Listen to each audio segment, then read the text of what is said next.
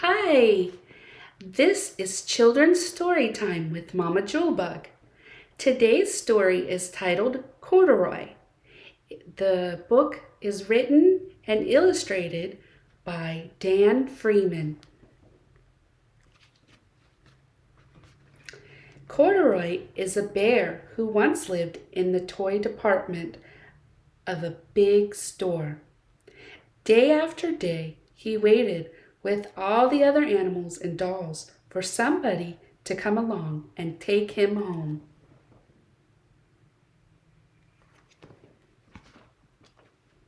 The store was always filled with shoppers buying all sorts of things, but no one ever seemed to want a small bear in green overalls.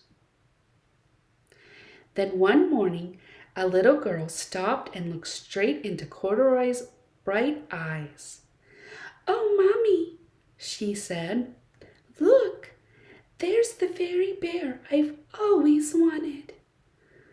"Not today, dear," her mother sighed. "I've spent too much money already. Besides, he doesn't look new. He's lost the button to one of his shoulder straps."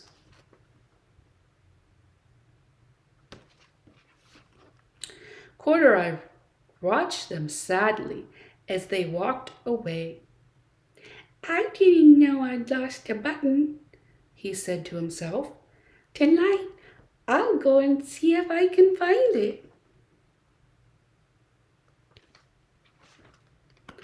Late that evening, when all the shoppers had gone and the doors were shut and locked, Corduroy climbed carefully down from his shelf and began searching everywhere on the floor for his lost button.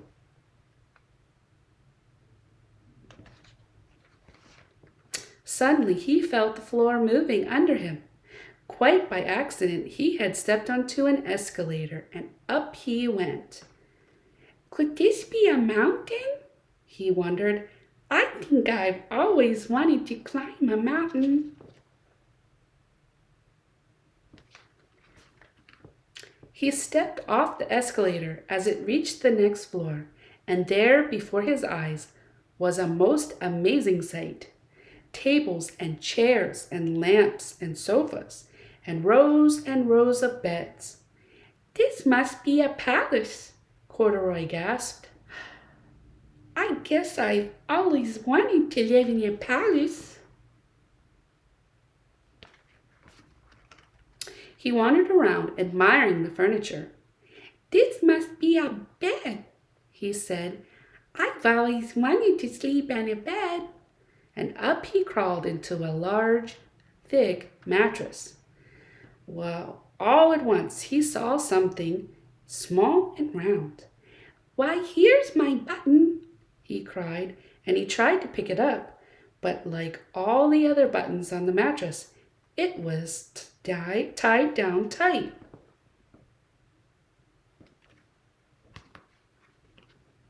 He yanked and pulled with both paws until pop!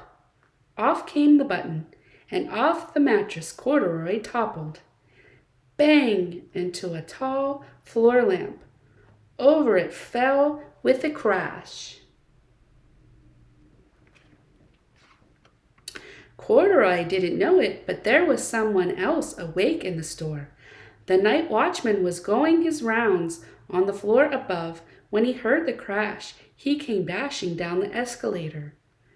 "Now, who in the world did that?" he exclaimed. "Somebody must be hiding around here." He flashed his light under and over sofas and beds until he came to the biggest bed of all, and there he saw two fuzzy brown ears sticking up from under the cover. "Hello," he said. "How did you get upstairs?" The watchman tucked Corduroy under his arm and carried him down the escalator and set him on the shelf in the toy department with the other animals and dolls. Corduroy was just waking up when the first customers came into the store in the morning, and there, looking at him with a wide, warm smile, was the same little girl he'd seen only the day before. "I'm Lisa," she said, "and you're going to be my very own bear. Last night I counted what I've saved in my piggy bank, and my mother said I could bring you home." "Shall I put him in a box for you?" the saleslady asked. "Oh, no, thank you," Lisa answered, and she carried Corduroy home in her arms.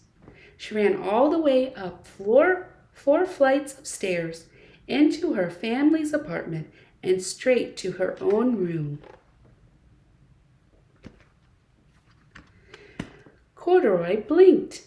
There was a chair and a chest of drawers, and alongside a girl-sized bed stood a little bed, just the right size for him. The room was small, nothing like that enormous palace in the department store.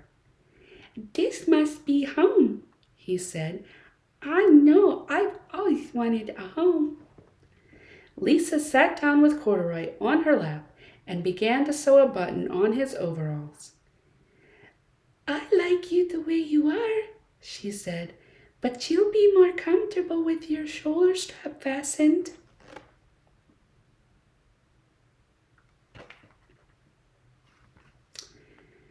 "You must be a friend," said Corduroy.